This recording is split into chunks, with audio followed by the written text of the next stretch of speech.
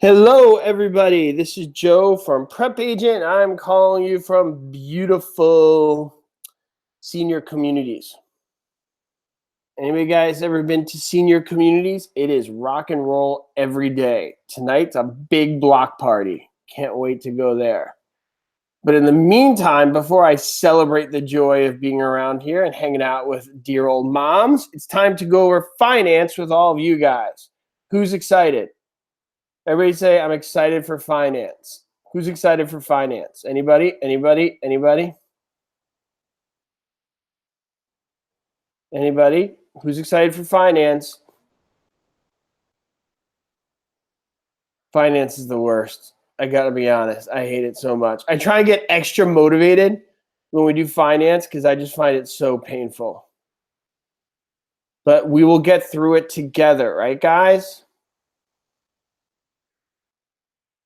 I go to Starbucks. I use my free coupon at Starbucks when we have finance. You guys ever get that free drink and you could order whatever you want at Starbucks and you get that free drink and they put whatever you want in it? I did that. I used that ticket today. I said, just give me whatever I could get the most out of. What's the most expensive drink? And some little teenager who thought he was very hip and bohemian, maybe some drink, mixed it up, handed it to me. I drank it. I swear I thought I was going to like paint my house and run to Nebraska and back. I was so hopped up in sugar and whatever else that kid put in it. Anyways, now we're ready to go. Don't ever tell them, just make me whatever you can. I got a free coupon here. All right. So now that I'm back from Nebraska and finished painting my house, let's talk finance. So when we talk finance, the first thing that comes up is this word primary and secondary market. Primary and secondary market. Okay, what's the difference in the primary and secondary markets? You got the primary market first. What's that? Anna from Rhody. That's an interesting name. I feel like it's like a name of a country music band or something. Okay, so what's the primary market? There you go, Jasmine. That's where the loans are originated. High five to you, Jasmine. Primary market, very basic. I always want you guys to try and think these things in like everyday terms. Don't always think it in like the textbook kind of stuff. Many of you guys, without realizing it, interact with this stuff every single day, but you don't realize it because you're reading it in these textbook kind of technical terms. It doesn't seem like something relates to your everyday life.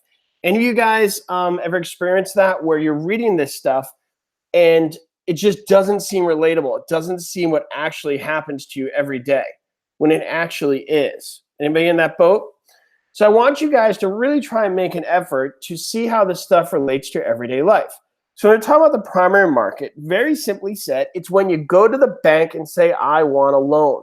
When you go to Chase Bank or Wells Fargo or whatever you guys go to, don't go to Wells Fargo. They create false accounts in your name. Evil. All right. When you go to the bank and they lend you money, that's the primary market. Everybody got that? Now, what's the secondary market? What's the secondary market? So you have the primary market, and then when does the secondary market come in? What's the secondary market?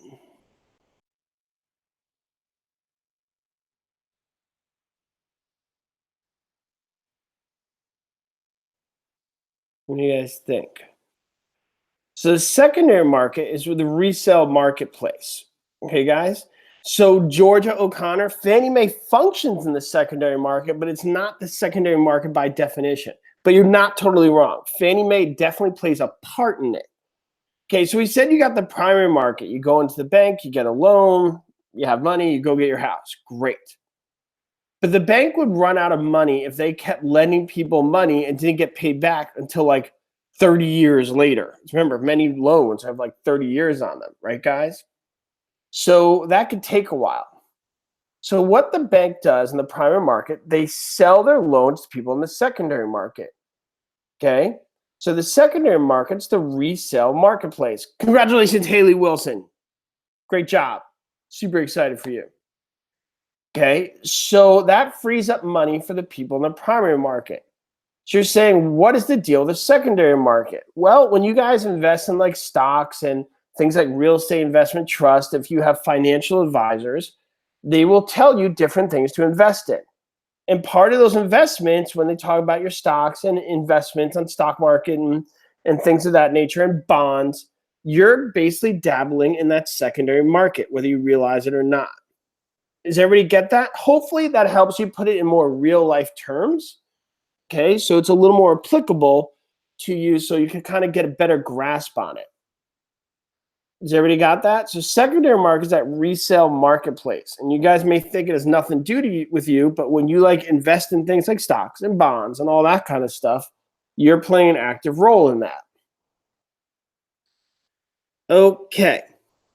So you have the primary market and the secondary market, right? Where the loans are originated and then they're resold. The other big thing that comes up when you deal with financing and real estate that you got to know, the foundation of all of it, is this word risk. It's all about how much risk you are. The lender is not lending you money if they can't like manage that risk. All right, everybody got that? It's all about risk. Okay, everybody write the word risk, risk, risk, risk. It's all about risk. Okay. So my question to you is, when you guys get a loan, and this is everyday stuff, anybody who's bought a house has experienced this. If you got a loan, what does the lender do to make sure you are not a risk that could jeopardize their business? So what's the biggest thing they do to make sure that you are not a risk? Now, there's many things they do, but I asked for the biggest, the most important thing. All right, now there's big things and there's little things they do, like interview you and think you're a nice person and you're not like crazy. Okay. I'm looking. Sherry is the closest. What they do is they check the value of the property. They check the value of the property. Okay, nice job, Phil. Okay, so obviously they look at your credit score and they look at your employment and they look at all those other factors related to you as a person and how you bring in money and your ability to pay things back. But the most important thing is the value of the property itself. It doesn't matter what your credit score and what kind of income you have if the value of the property is not an acceptable value in relation to the loan. You guys will hear this term, loan to value ratio. Who's ever heard that before? Loan to value ratio. So my question for you guys is, why is that so important? Why is that so important? Because they may be flexible on the credit. They may be flexible on the income, but they will never be flexible about the property value. What do you guys think? So why is that so important? Why is the value of the property so important? Who knows?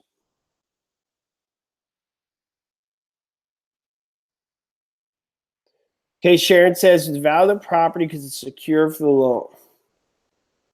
And that's right, Jeanette. If your house can't resell, they will lose.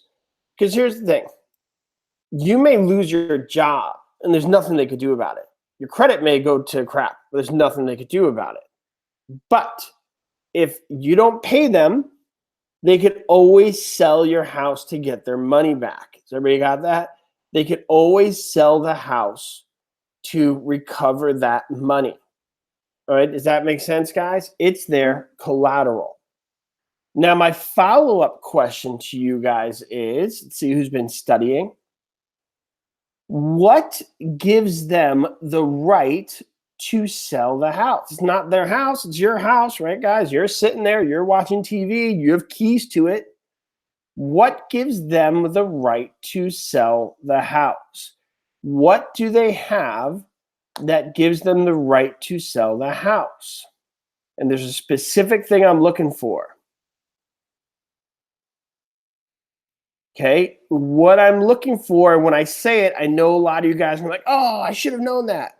Jillian got it, and George O'Connor. Legal title. Some of you guys were close with the title and the promissory note. What I was looking for is legal title. Okay, it's not equitable title. So what is legal title? What is legal title? What does that mean? Who knows? Who could tell me what legal title means? What is legal title? Legal title is the right to sell the property, okay?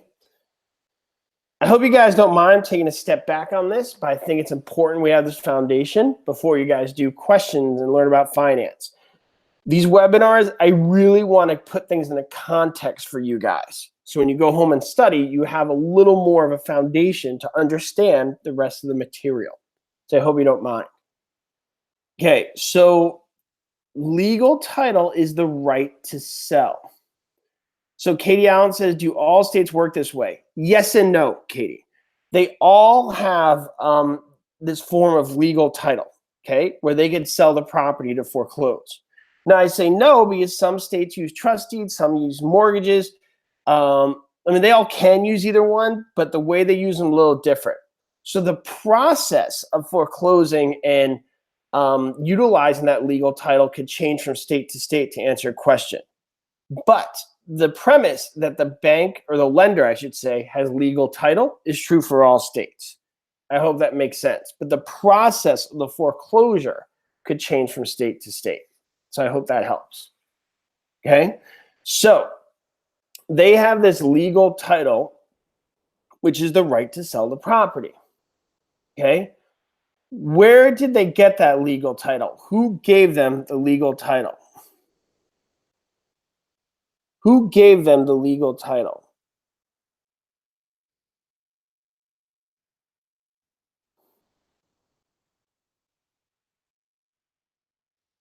Okay, the answer would be either the trustor or the mortgagor, okay, depending on the state you're in.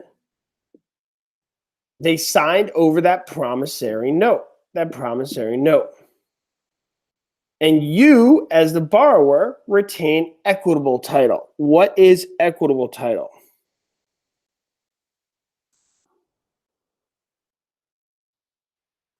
So Terry Tyson, change your settings to 720 HD. There's a little gearbox on the bottom right. Just change it to 720 HD, and then everything should be clear. Okay, so equitable title is the right to use and possess and gain equity.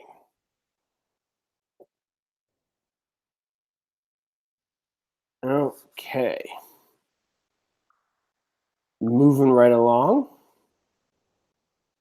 Let's look at this question on the board. The amount of a loan expressed as a percentage of the value the real estate offered as collateral is the A, loan-to-value ratio, B, debt-to-equity ratio, C, capital use ratio, or D, amortization ratio. What do you guys think?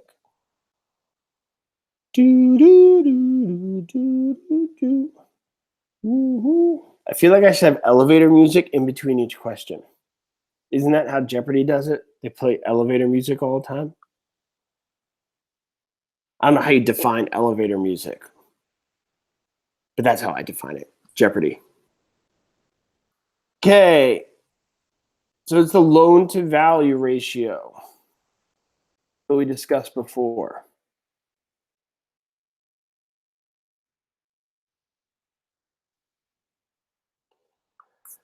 When financing a home with a long-term loan, if equal monthly payments are made, the amount of each payment applied to the outstanding principal balance will A, increase by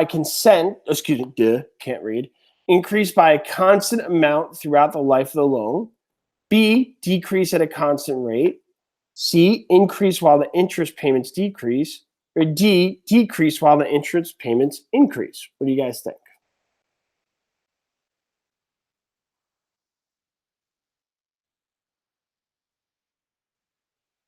By the way, guys, remember, I will be here tomorrow, Saturday, because I did not do a webinar on Tuesday. So I'm going to make up to you guys by doing it Saturday. We're always going to have them 5 days a week. So if I miss one during the week, we'll make it up on the weekend.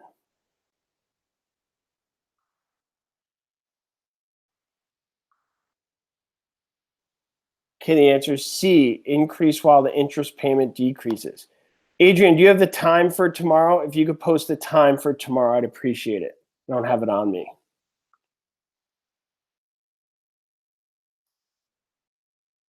Maybe even the subject for tomorrow.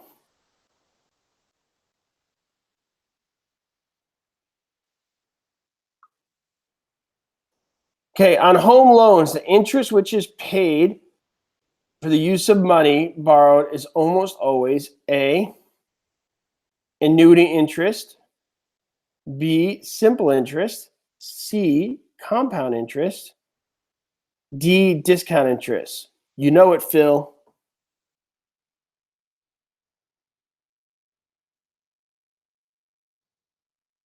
Every day I'm hustling.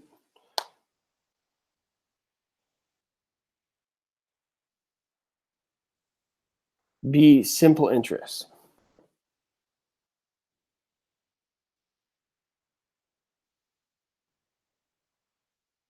Okay.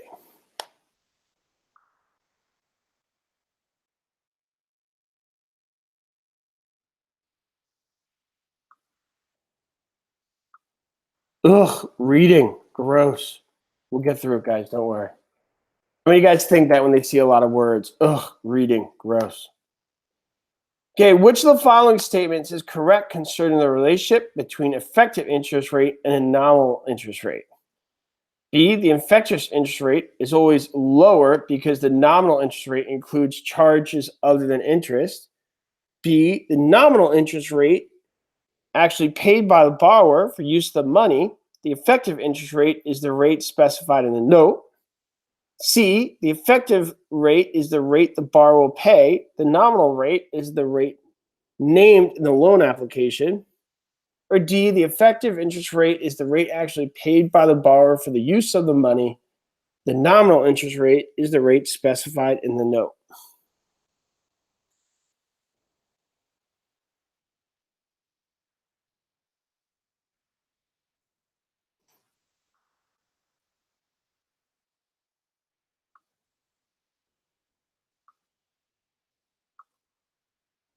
Okay, the answer is D.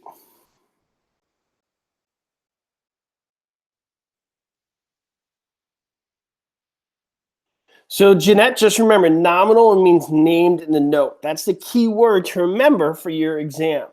Okay, nominal named in the note.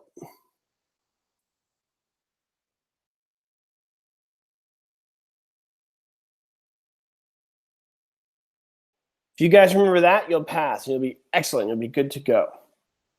Adrian, can you look up nominal note and effective note and then maybe post a definition for everybody in the chat? Nominal interest rate. I should say nominal interest rate and effective interest rate. So guys, so Adrian's going to be on that and he'll look that up and we'll get a nice clean definition for you. But for your exam, just remember nominal named. Okay, Tim sold his home for $30,000 and took back a note for $15,000 with an interest rate at 9% annum. The note was secured by a first mortgage. The home had a fair market value of $29,000. Later, he decided to sell the mortgage and note, which he discontinued to $13,000. He then sold it to Eric. On the back of the note, he wrote, "I hereby sign with the note to Eric without recourse. If the maker of the note defaults before any principal payments are made, Eric's best legal remedy is to A, foreclose to enforce payments of $15,000. B, foreclose to recover $13,000. C, sue his assigner based upon the endorsement's secondary liability. D, recover from Tim based upon his $13,000 note." Thanks, Adrian.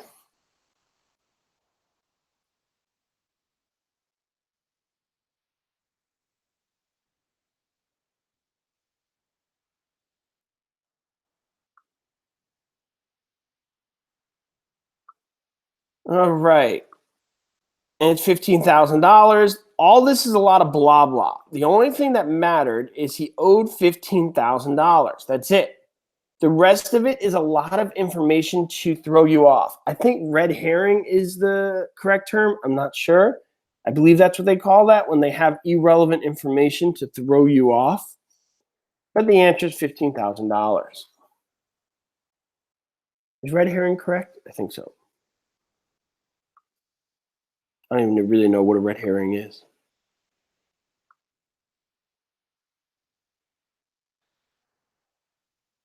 Okay. In each of the following loans would otherwise require compliance with the Federal Truth in Lending Act. Which one would be exempt on the basis of type of loan itself? A, $25,000 loan from credit union for home improvements. B, a VA loan from federally chartered savings and loan associations. C, an agricultural loan by a bank. Or D, $20,000 signature loan from a consumer finance company.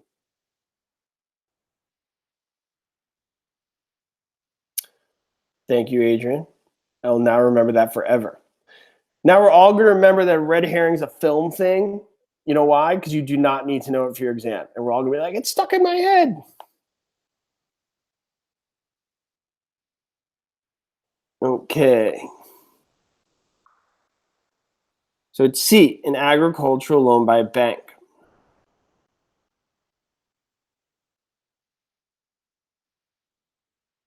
Okay, so most of these laws, you got to remember, are there to protect your average home buyer. So the one option here that's not your average home buyer is an agricultural loan for a bank.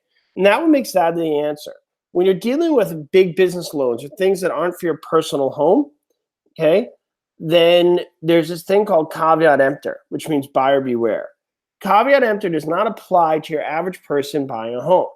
So, Jeanette, the VA loan is for somebody who's buying a home. It's for a veteran through the Veterans Program. So they're protected from themselves, honestly. Like your average home buyer is protected from themselves. Where if you're doing it for business or agriculture, there's this thing that called caveat emptor, which applies, which means buyer beware.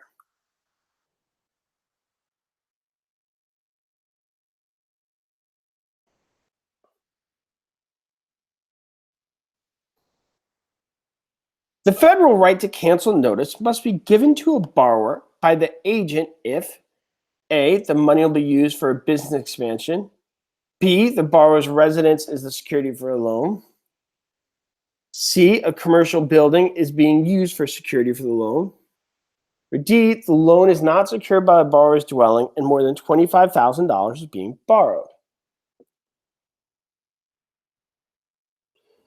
What do you guys think? And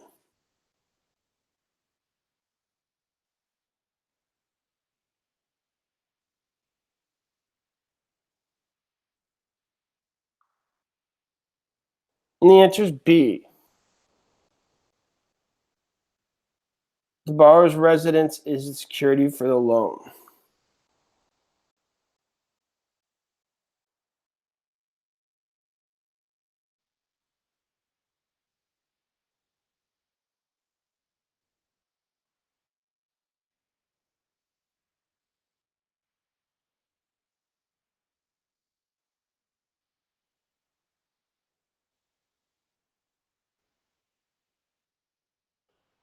Okay, the FHA was primarily created to provide A, a secondary mortgage market for home loans, B, to insure qualified borrowers in case of default, C, insurance for home loans made by approved lenders, D, insurance for all banks and lenders on home loans to qualified borrowers.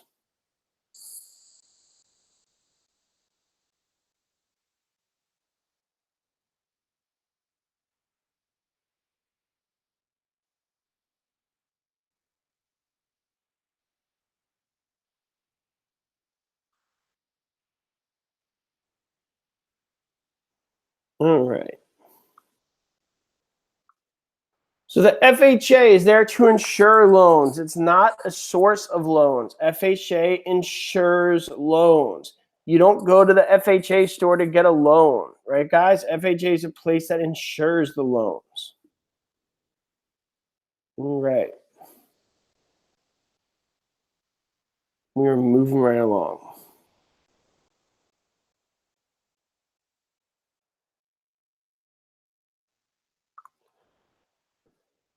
Pledging a freestanding stove and a refrigerator as security for a loan in addition to real property is an example of which of the following mortgages? A wraparound, B, an open, C, a blanket, or D, a package?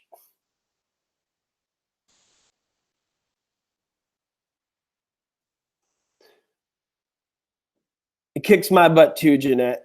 I feel ya. Jeanette Anhagardezufuli. That's a hard name to pronounce, but I think I nailed it. I'm not sure. Ahangardezfuli. You can tell me how I did on your last name. I hope I did it justice.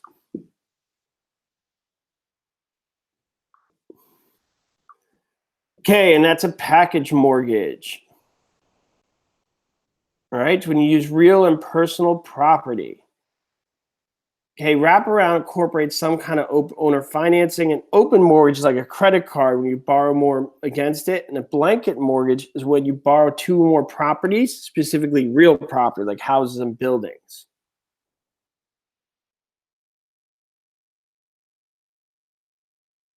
Thanks, Jeanette.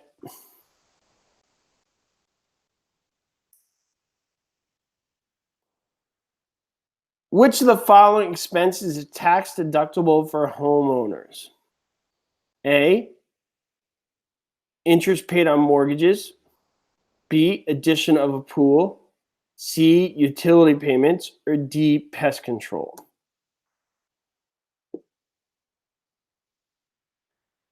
What do you guys think?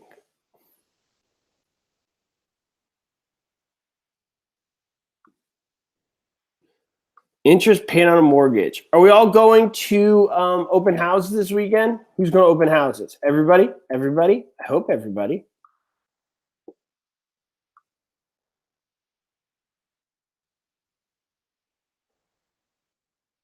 When a property is appraised as part of the loan application process, a copy of the appraisal, A, should be provided to the borrower.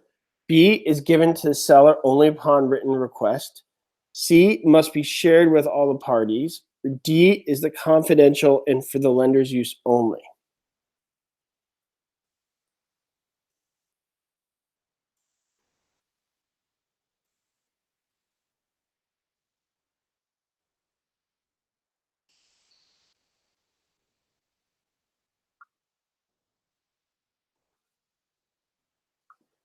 And the answer is A, should be provided to the borrower. Do you guys know what is negative amortization? I haven't seen that question come up yet, so I wanted to address it before we leave for the weekend. Because it's important. What is negative amortization?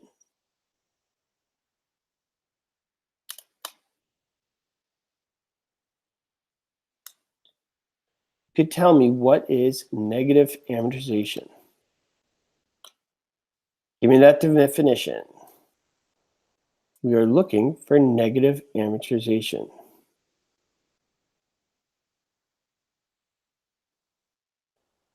When you are not paying the whole interest, you're only paying part of it. Good.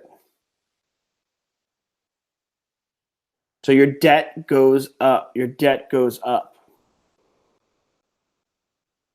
Okay, it's not interest only. What is interest only? What is that? What is interest only?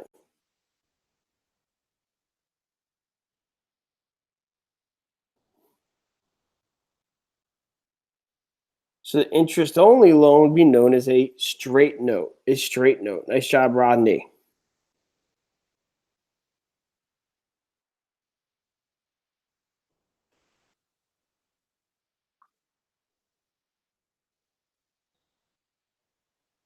Credit lenders may not discriminate on the basis of age unless the prospective borrowers are A, parents, B, out of state, C, minors, or D, part-time workers.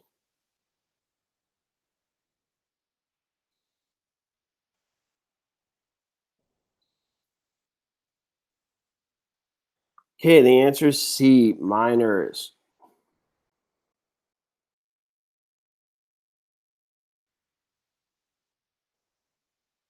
Jones has a mortgage payment plan that allows him to pay less than what is actually required to cover the debt and interest on it. He is in danger of A, graduated payments, B, conversion of their mortgage, C, negative amortization, or D, equity sharing. What do you guys think? This is kind of what we went over like 2 minutes ago. And the answer is C, negative amortization. Nice job, everybody. Give yourself a round of applause. Woo!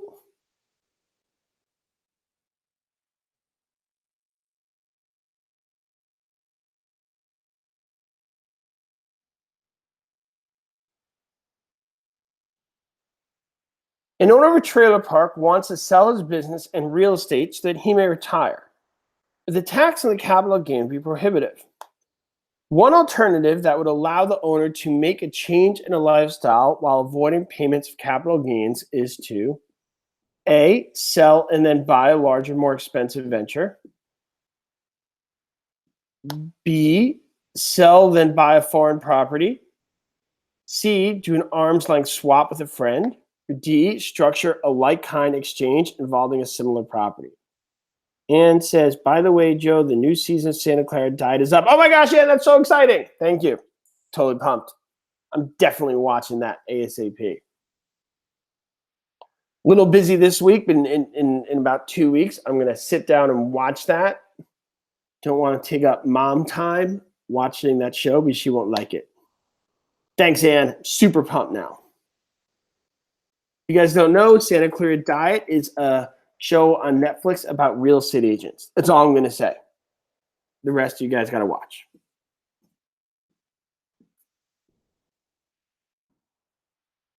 Okay, the answer is structure of like-kind exchange involving a similar property.